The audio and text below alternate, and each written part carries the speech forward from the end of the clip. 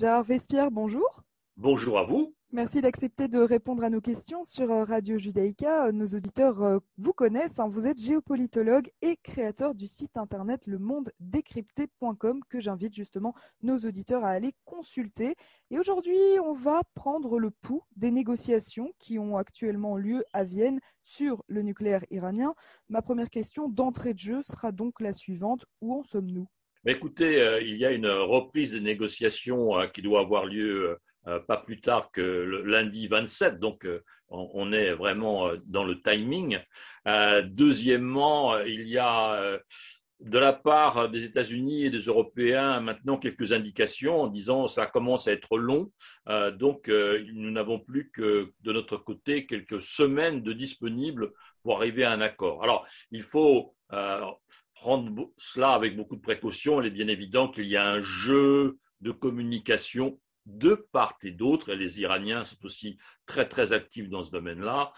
Donc voilà, tout le monde communique vis-à-vis des médias et essaye d'exercer de l'influence vis-à-vis des opinions publiques. Donc il y a une date, une durée qui est effectivement cadrée sur quelques semaines et trois options. La première, c'est qu'on va essayer de reconduire l'accord de 2015. La deuxième, eh bien, un gel des situations. Et puis, le troisième, l'absence d'accord. On sait que dans ces négociations, pour tenter de sauver justement l'accord de 2015, duquel l'ancien président américain Donald Trump s'était retiré en 2018, le principal acteur, c'est Washington, mais cependant les États-Unis et l'Iran sont en pourparlers indirects.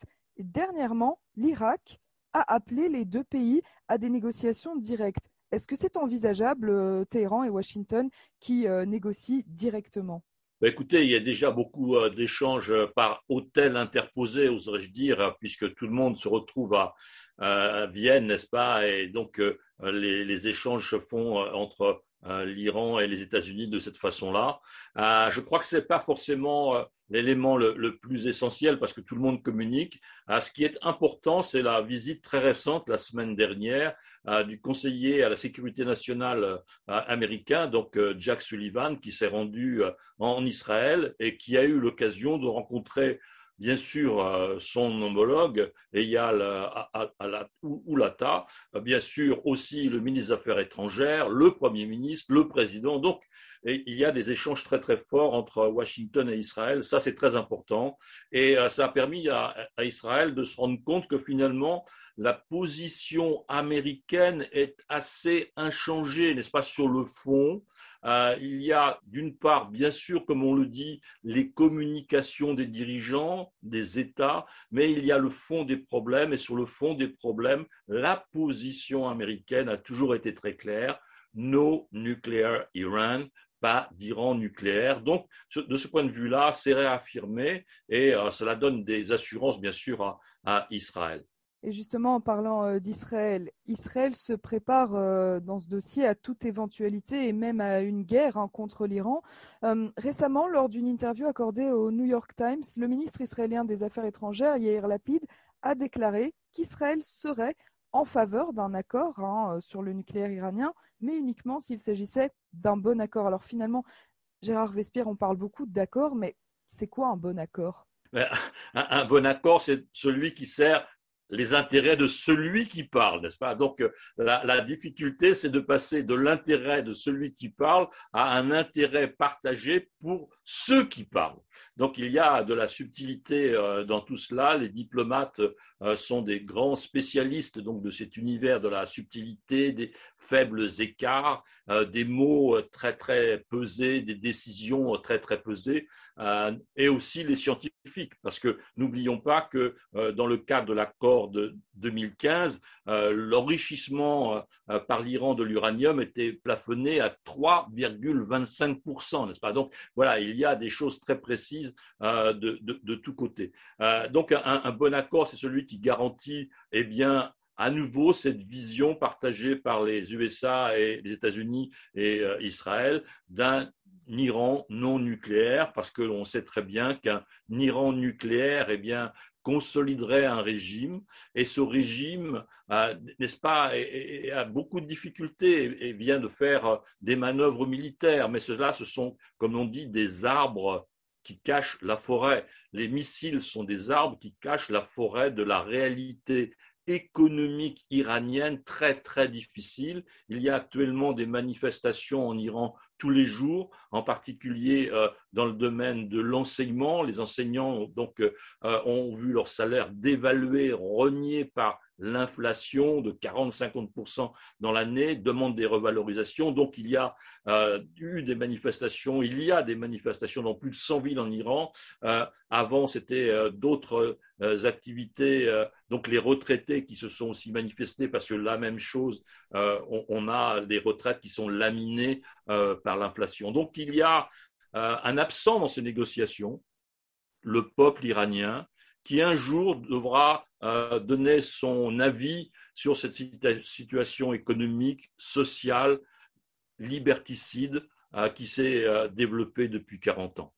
Alors, Gérard Vespierre, en début d'entretien, vous l'avez dit, une des possibilités dans ce dossier nucléaire, c'est qu'il n'y ait pas d'accord du tout. Quelles seraient les conséquences s'il n'y a pas de retour à l'accord de 2015 et par conséquent pas d'accord du tout sur ce dossier? Ce sont des difficultés effectivement à prévoir, difficultés de tension internationale, car là, on se dirigerait probablement vers un Iran nucléaire. Donc, ça veut dire qu'il faut s'attendre à des actions déguisées, des actions invisibles ou très peu visibles dans le domaine du cyber, pour contraindre effectivement l'Iran à ne pas atteindre ce seuil. Donc il faut s'attendre à des actions de la part des services, n'est-ce pas, qu'ils soient israéliens, américains ou internationaux, européens, pour créer des difficultés de fonctionnement dans les installations nucléaires. Il faut s'attendre à des réciprocités iraniennes. Bon, il faut s'attendre à des tensions, et tout cela dans un décor économique iranien, comme je venais de le signaler, le peuple iranien est pas très très loin de descendre massivement dans la rue. Donc, il peut être l'ultime arbitre tout à fait inattendu, mais possible et probable. On se souvient des élections iraniennes du 18 juin dernier, des élections démocratiques où on appelait à voter, mais on sait également que derrière tout ça, le seul qui choisissait finalement, c'était l'ayatollah Khamenei. Dans un Iran où le peuple semble être pris en otage finalement par un régime d'ayatollah, peut-on s'imaginer que la situation puisse s'inverser avec cette grogne sociale qui monte?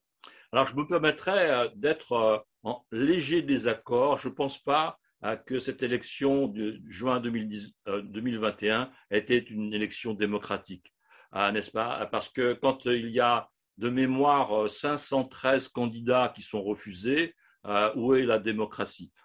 Donc, il y a effectivement un choix, une sélection à la fois des candidats, à la fois des partis qui les soutiennent. Donc, tout cela est plutôt liberticide qu'autre chose. Et donc, le peuple ne s'y trompe pas. Je pense que la réalité du taux de participation doit être autour de 25%, n'est-ce pas? Donc, voilà. Et on a vu les mêmes choses en Algérie, on a vu les mêmes choses en Syrie, n'est-ce pas? Des élections, finalement, sans le peuple. Donc, des élections sans le peuple sont des élections non démocratiques.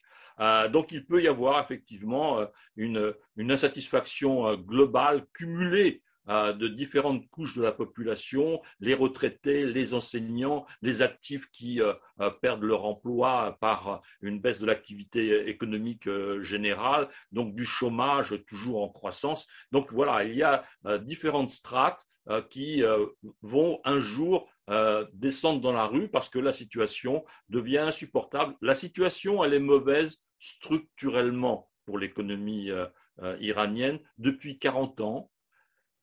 La croissance a diminué depuis les hauts points des années 70. On est maintenant à quelques points, petits points de croissance, alors qu'il y avait des 8 ou 10% de croissance il y a 40 ans.